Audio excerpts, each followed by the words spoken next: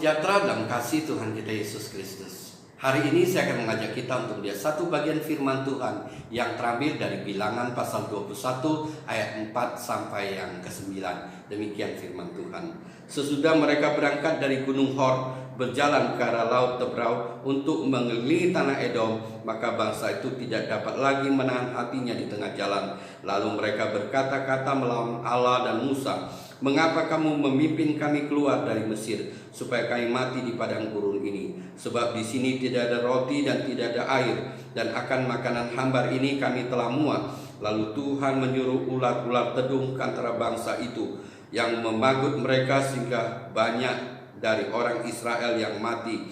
Kemudian datanglah bangsa itu mendapatkan Musa dan berkata, "Kami telah berdosa, sebab kami berkata-kata melawan Tuhan dan engkau. Berdoalah kepada Tuhan supaya dijauhkannya ular-ular ini daripada kami." Lalu Musa berdoa untuk bangsa itu. Maka berfirmanlah Tuhan kepada Musa, "Buatlah ular tedung dan taruhlah itu pada sebuah tiang. Maka setiap orang yang terbagut, jika ia melihatnya, akan tetap hidup." Lalu Musa membuat ular tembaga dan menaruhnya pada sebuah tiang. Maka jika seorang dibagut ular dan ia memandang kepada ular tembaga itu, tetaplah ia hidup. Kembali lagi kita melihat orang Israel bersungut-sungut. Sering kita melihat bangsa Israel bersungut-sungut, tapi biasanya mereka bersungut-sungut kepada Musa atau Harun. Tapi kita lihat kali ini mereka bersungut-sungut dan dengan kata-katanya mereka melawan Allah dan Musa. Jadi ini adalah hal yang serius. Kenapa mereka sampai melakukan hal ini? Kenapa mereka bersungut-sungut sedemikian rupa? Kalau kita melihat peristiwa ini dengan peristiwa yang terdekat, maka di dalam pasal yang 20 Bilangan, maka kita dapatkan di mana pada saat itu bangsa Israel sampai ke Kades, satu tempat yang berdekatan dengan negeri Edom, tanah Edom. Dan tanah Edom adalah satu-satunya jalan yang paling dekat yang bisa membuat mereka mencapai tanah Kanaan atau tanah perjanjian. Dengan kata lain, waktu mereka di Kades, mereka sudah sangat dekat dengan tanah perjanjian setelah mereka melewati Edom. Dan Musa menyuruh utusannya untuk menghadap Raja Edom supaya mereka diizinkan melewati negeri mereka.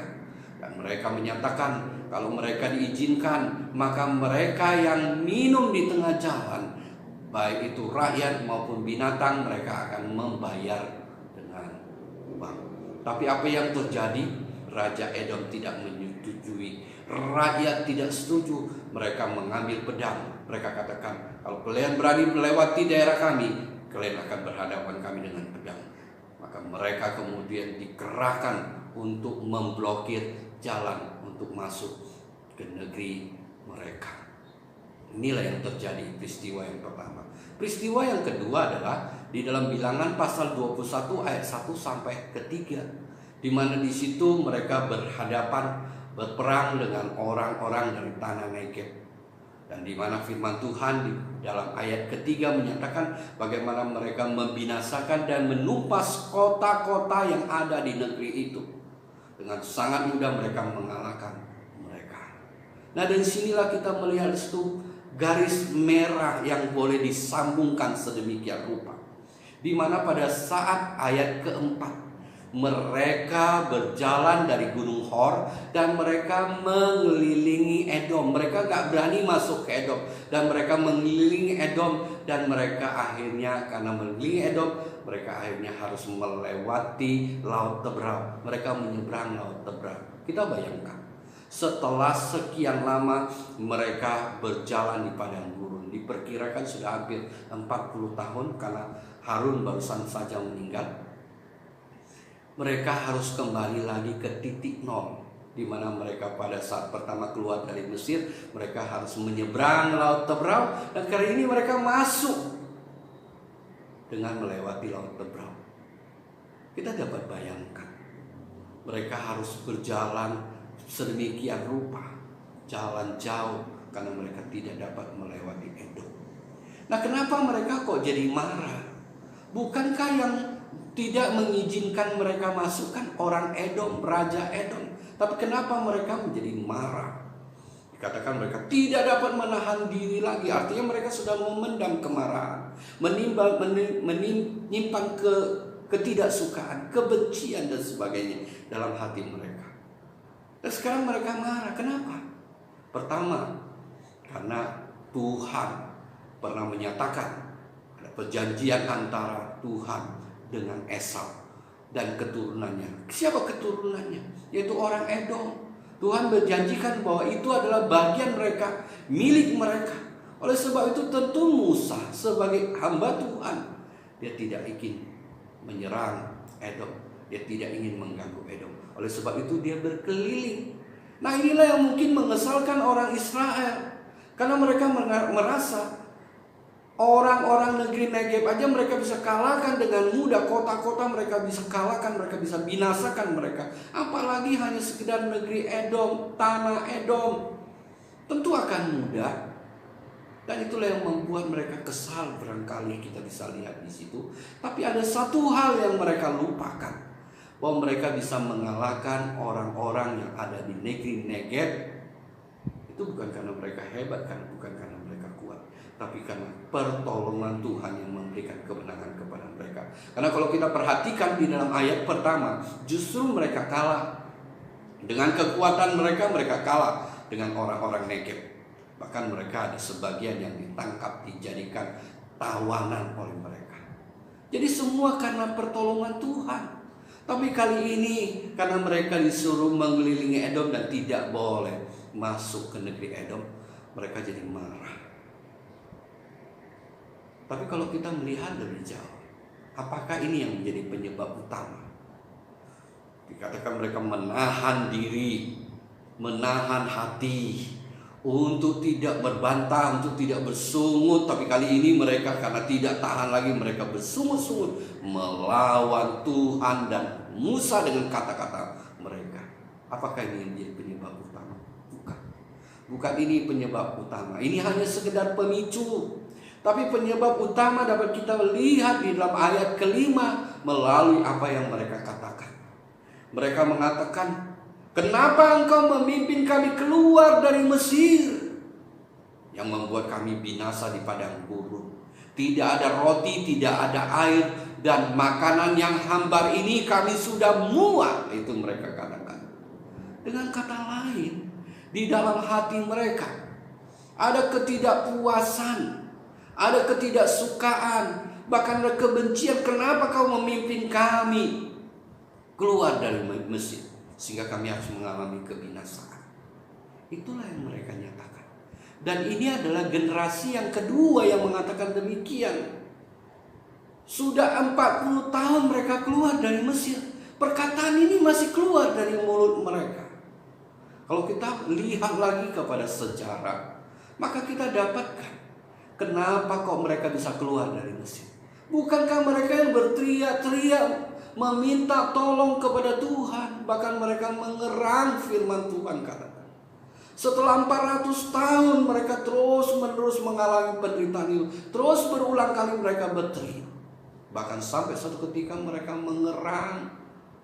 Bukankah 400 tahun membuat mereka terbiasa? Mengapa mereka mengerang? Karena penderitaan begitu luar biasa. Mereka bukan hanya berbudak, dijadikan budak, tapi mereka juga disuruh kerja paksa dengan penganiayaan yang harus mereka dapatkan, baik secara fisik maupun secara mental oleh orang Mesir. Itulah yang membuat mereka berteriak-teriak kepada Tuhan minta tolong, membuat mereka mengerang kepada Tuhan untuk menolong mereka.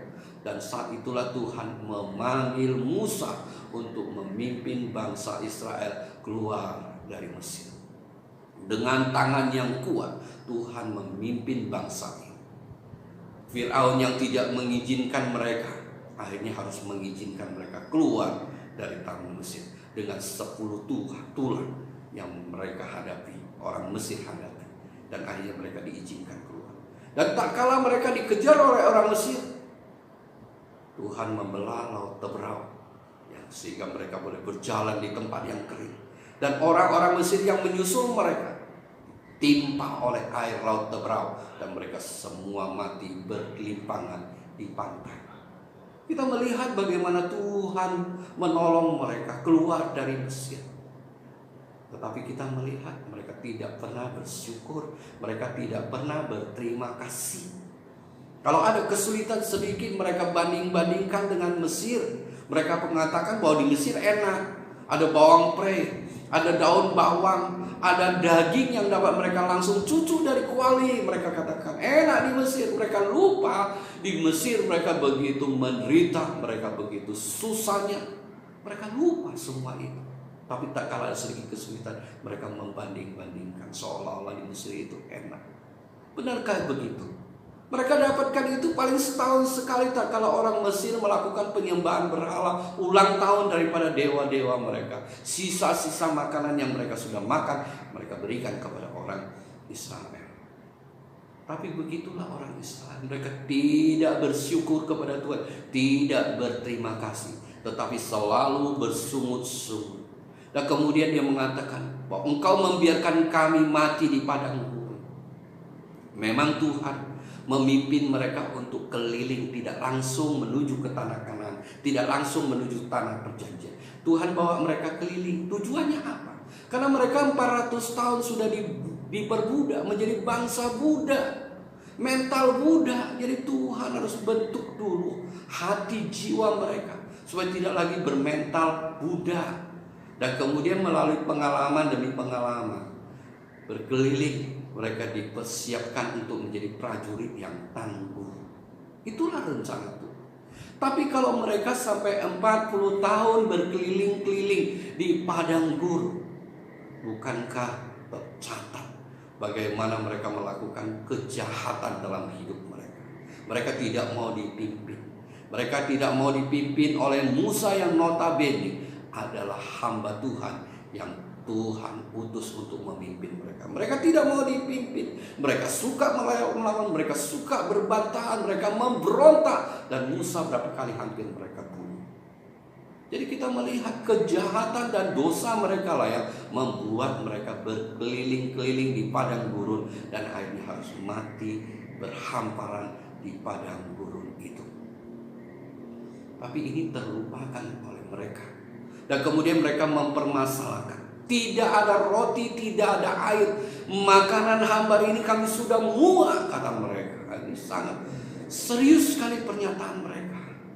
Mereka lupa bagaimana Tuhan memelihara mereka dengan kasih-Nya, kuasa-Nya, menyatakan kemuliaan bagi mereka. Tidak ada bangsa yang mengalami hal yang begitu luar biasa dari Allah, hanya mereka. Tapi mereka tidak tahu bersyukur, mereka tidak tahu berterima kasih. Bagaimana mereka dipelihara Tuhan. Pakaian mereka pakai, sandal yang mereka pakai tidak pernah rusak. Tak kala mereka membutuhkan daging, Tuhan beri mereka daging. Tak kala mereka butuh air, Tuhan sediakan air. Melalui batu karang, Tuhan curahkan air yang berlimpah-limpah untuk mereka minum, untuk mereka dipuaskan. Bagaimana Tuhan memelihara mereka sedemikian rupa. Dan tiap-tiap hari Tuhan menyediakan makanan yang sehat, makanan yang enak, yaitu manna. Yang dikatakan makanan itu seperti ketumbar yang enak, yang rasanya seperti madu, yang mereka dapat olah menjadi berbagai macam makanan. Tapi kita melihat tidak ada terima kasih, tidak ada rasa syukur di dalam hidup mereka atas pemeliharaan Tuhan, berkat Tuhan yang begitu luar biasa dalam hidup mereka. Bahkan hari ini mereka bersungut-sungut dan mereka terang-terangan dengan kata-kata mereka melawan Allah dan melawan Musa dengan kata-kata mereka. Kenapa ini bisa terjadi? Ini adalah generasi kedua yang sudah mengalami begitu luar biasa berkat Tuhan, kasih Tuhan, kuasa Tuhan. Kenapa mereka bersungut-sungut dan melawan Tuhan, melawan Musa? Kenapa? Karena mereka di dalam perjalanan hidup mereka sering mendengar sungut-sungut dari generasi sebelum mereka, orang tua mereka, kakek mereka, tetangga mereka, dan sebagainya, yang terus bersungut-sungut kepada Tuhan, bersungut-sungut kepada Musa yang adalah dipakai oleh Tuhan untuk memimpin mereka. Dan kita melihat sungut-sungut itu membuat mereka tidak lagi dapat melihat kenyataan yang adalah akar pahit yang ada dalam hati mereka. Tidak bisa melihat kenyataan bagaimana Tuhan mengasihi mereka, Tuhan memberkati mereka. Tidak heran hari ini mereka bersungut-sungut dan begitu luar biasa. Mereka bersungut-sungut kepada Tuhan dan kepada Musa. Dan Tuhan harus menghukum mereka atas kejahatan dan dosa ini, atas kejahatan mereka yang mereka perbuat. Tuhan membuat ular-ular tedung yang ada di padang gurun itu keluar. Selama ini padang gurun itu memang dipenuhi dengan ular-ular semacam ini, tetapi selama ini Tuhan pelihara mereka dan tidak ada ular tedung ini yang memagut mereka. Tapi hari ini Tuhan menyuruh ular-ular tedung ini keluar untuk memagut mereka. Satu ular yang sangat berbisa, ular yang disebut ular berapi, berwarna merah, yang sangat berbisa, dan orang yang dipagut tidak lama kemudian pasti akan mati. Di mana mereka mengalami kepanasan yang luar biasa yang membuat mereka haus, dan mereka minum air itu tidak dapat memuaskan dahaga mereka. Mereka terus merasa panas dan akhirnya mereka harus mati. Dan firman Tuhan menyatakan begitu banyak orang Israel mati karena dipagut oleh orang ular ini. Dan kita melihat orang Israel segera menyadari akan dosa mereka dan meminta Musa untuk berdoa bagi mereka. Mereka mengatakan mereka sudah bersalah dengan kata-katanya, dengan melawan Tuhan dan melawan Musa. Mereka segera menyadari. Ini menjadi satu indikasi sebenarnya mereka pun sadar bahwa generasi sebelumnya orang tua mereka mengalami masalah, kesulitan, kesusahan selama 40 tahun dan mati di padang gurun. Sebenarnya ada karena kejahatan dan dosa mereka. Tetapi akar pahit yang begitu rupa yang membuat mereka menjadi benci, tidak suka, marah dan sebagainya menguasai hati mereka, sehingga mereka tidak dapat melihat akan kebaikan dan kasih Tuhan. Mereka tidak dapat melihat bagaimana setianya Musa melayani mereka dengan kasih. Dan hari ini mereka meminta Musa berdoa untuk mereka. Dan kita tahu Musa adalah orang yang penuh dengan kemurahan hati, dan dia berdoa untuk mereka. Mereka minta supaya Musa berdoa supaya ular ini berlalu. Tapi Tuhan punya rencana yang lain. Bukan ular ini berlalu, tapi Tuhan menyuruh Musa untuk membuat ular dari tembaga dan menaruhnya pada sebuah tiang supaya dapat dilihat dari tempat yang jauh. Tiang yang tinggi yang dapat dilihat. Dan setiap orang yang melihat, firman Tuhan katakan, dia akan sembuh, dia akan dipulihkan, dia akan selamat dari kematian. Ini mengingatkan kita perkataan Tuhan Yesus kepada Nikodemus di dalam Yohanes 3 ayat 14, 15, bahkan 16. Tuhan mengatakan seperti Musa meninggikan ular tembaga di padang gurun, demikian anak manusia harus ditinggikan. Dan siapa yang percaya, dia akan selamat. Karena begitu besar kasih Allah akan dunia ini, sehingga telah mengaruniakan anaknya yang tunggal, supaya setiap orang yang percaya kepadanya tidak binasa, melainkan beroleh hidup yang kekal. Bangsa Israel pada saat itu diperkirakan berjumlah lebih daripada 2 juta orang. Satu jumlah yang banyak. Artinya mereka memenuhi tempat yang luasnya tentu luas. Untuk melihat ular tembaga walaupun ditinggikan, tentu mereka harus secara khusus untuk pergi ke tempat itu. Bukan tidak bisa sambil lalu. Mereka harus secara khusus datang kepada ular tembaga itu untuk melihat. Sedangkan mereka saat ini dipacu. Tak kala mereka dipagut oleh ular itu, mereka dipacu oleh kematian. Mereka pilih yang mana? Mereka pilih melihat ular tembaga itu, atau mereka sedang berusaha untuk mencari tabib yang hebat, yang dapat memberikan pengobatan untuk menyembuhkan mereka. Pilihan bagi mereka. tak kala mereka memilih untuk melihat ular tembaga itu, harus ada kesadaran percaya. Mereka tidak akan mau mempertaruhkan hidup mereka kalau mereka tidak percaya. Itulah yang diperlihatkan melalui firman Tuhan ini. Kasih karunia melalui percaya.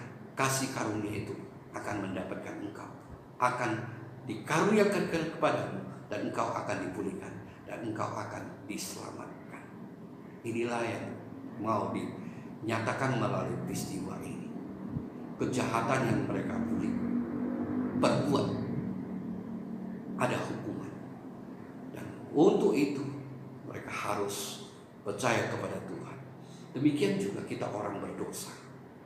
Tidak ada yang dapat menyelamatkan diri dengan kekuatannya, dengan kesalehannya, dengan kebaikannya. Dia hanya dapat diselamatkan oleh kasih karunia Tuhan yang telah mati di atas kayu salib untuk menghapus dosa manusia. Dan setiap orang yang percaya kepada Dia tidak binasa, melainkan beroleh hidup yang kekal. Amin.